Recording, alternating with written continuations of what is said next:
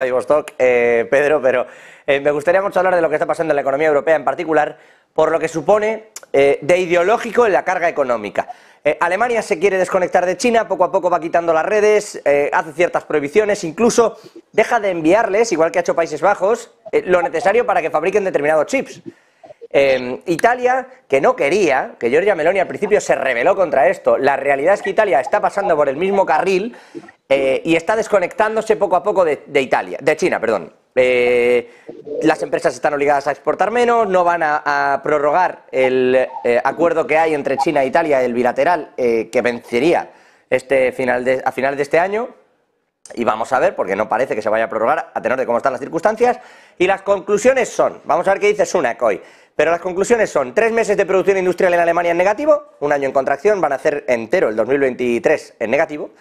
Y Italia, que iba mejor, hemos visto hoy cómo caía del 0,5 en positivo al menos 0,7 su industria. En cuanto empiezas a quitarle lo que viene de China, lo que ganas y lo que pierdes. Y cuidado, porque Italia solo ha empezado. Italia es uno de los países con mayor dependencia porque, lejos de importar, resulta que exporta mucho a China. Entonces tiene una dependencia importante. La desconexión europea puede salir carísima. Ariel, Pedro, ¿cómo veis este giro económico? Esto sí que es el bloque por el bloque, porque se hace por ideología, pero está suponiendo un importante punto de sutura al que hay que poner para parar esta sangría con respecto a la economía asiática. Sí, lo hemos hablado muchas veces, José, aquí en tu programa a lo largo de estos meses.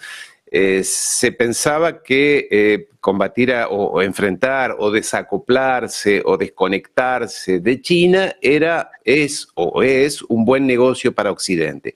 Porque claro, está el mito todavía, porque todo esto hay mucho de mitología y poco de análisis y poco de cálculo económico, por lo menos en las élites europeas, porque los empresarios europeos, los alemanes, los italianos, recuerda que la industria alemana está completamente imbricada con la industria italiana, ¿eh? El norte de Italia, el polo industrial de Italia está completamente complementado con la industria alemana.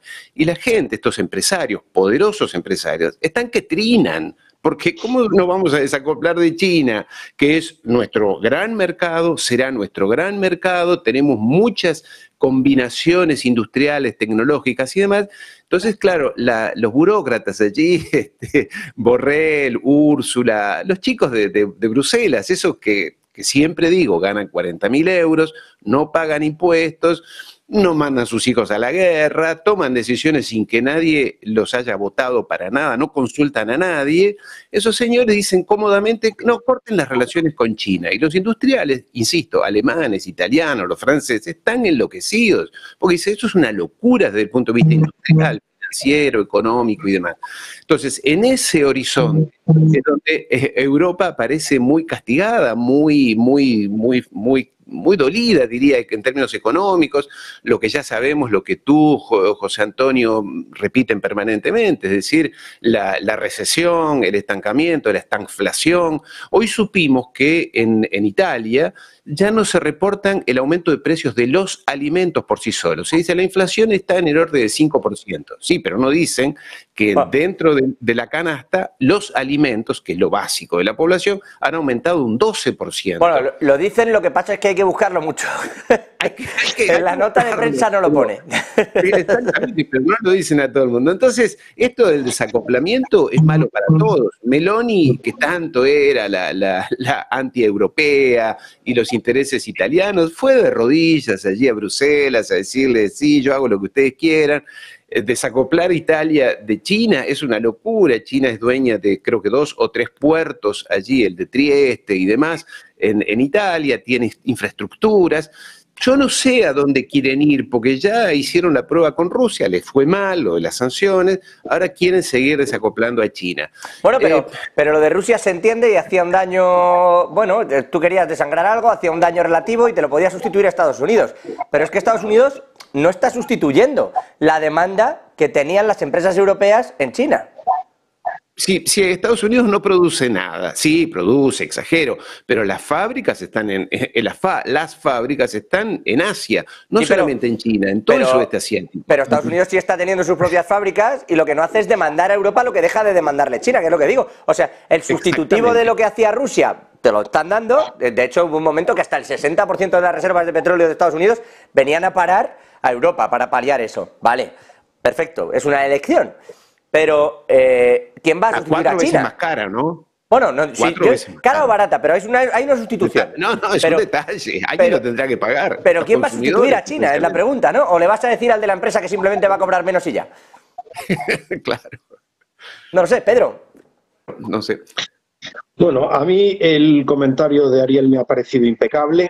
Puedo suscribirlo desde la primera hasta la última palabra, pero añadiría algunas cosas más. Lo que me parece paradójico es que los europeos, por hablar en general, Italia, Alemania, incluso España, en general la Unión Europea, estemos en esta política de sometimiento donde rebajamos nuestros intereses por unos supuestos valores, cuando el resto... Me parece que Pedro se fue, José. Enseguida intentamos recuperar porque arrastrábamos este problema. Pero aprovechando con todo esto, apunta alguien, creo que es Diana, en uno de los chats de la comunidad, dice, cuidado que la cuestión no está compleja. En China tampoco son unos santos, dice. Bueno, no, somos conscientes de que no estamos buscando el ejemplo perfecto ni una economía perfecta. Yo solamente pregunto cómo se sustituye un producto o una demanda cuando decides que vas a cortarlo. Por eso decía yo que con el petróleo me puede parecer lícito. No estamos hablando de quién es mejor o peor. No estamos hablando de si es mejor Rusia, es mejor Estados Unidos. Yo no estoy entrando en esa película. Yo lo que digo es que decides sustituir a uno por otro y, bueno, pues ya está. Los motivos son discutibles siempre. Pero ahí está, lo puedes sustituir. La pregunta era cómo se iba a sustituir China, ¿no? Eso es lo que parecía más complejo. Parece que hemos recuperado a Pedro. Vamos a ver si conseguimos ahora escucharle. Pedro, cuando quieran. Sí, disculpadme. Estaba comentando que lo que no parece que tenga sentido es que se sustituyan nuestros intereses estratégicos por unos supuestos valores, cuando vemos que el resto del mundo no está por la misma labor. Por ejemplo, hemos visto ahora mismo la cumbre del G20, donde India, que es un aliado de los BRICS, tanto de China como de Rusia de primer orden, pero a la vez no le hace ascos a la relación con los norteamericanos y con el resto del mundo occidental. O como, por ejemplo, también está nada más el presidente Biden al finalizar la cumbre del G20 se va corriendo para establecer relaciones con Vietnam, que siendo, fíjate, Vietnam, es decir, fíjate, han tenido una guerra con ellos y ahora quieren establecer relaciones con Vietnam porque necesitan para sus cadenas de suministro globales, lo que comentaba antes Ariel, de que no solo se fabrica en China, sino que se fabrica en general en todo el continente asiático, para ubicar como necesidad estratégica para sus empresas la ubicación de esas factorías y de esas cadenas de suministro y de esas cadenas globales de suministro en Vietnam. Por lo tanto, no parece que los países renuncien a abrir todo el elenco de oportunidades comerciales con ningún país, no le hacen ascos a ningún país. Entonces yo no puedo entender cómo en Europa se les obliga a los empresarios y a las empresas por razones ideológicas o de sometimiento, a cerrar sistemáticamente mercados tan importantes como era el ruso, por ejemplo. Para las empresas europeas estamos hablando de más de 300.000 millones de comercio bilateral entre Rusia y la Unión Europea, aparte de la importancia estratégica en todo el tema energético, pero ahora querer condenarnos a reducir todo lo que es el comercio, la inversión con las empresas chinas, pues no tiene sentido alguno. Y obviamente, ¿quién sufre? Sufren las economías macroeconómicamente, pero detrás de la macroeconomía hay personas, hay desempleo, hay menores niveles de renta, de riqueza. Es decir, tenemos una Unión Europea depauperada en términos económicos que, si sigue en esa línea de desacoplarse a los países emergentes y a las economías emergentes, pues el nivel de vida no dejará de caer hasta niveles casi ya de países en desarrollo en vez de países desarrollados. Bueno, vamos a ver si comprobamos esto. Ahí creo que se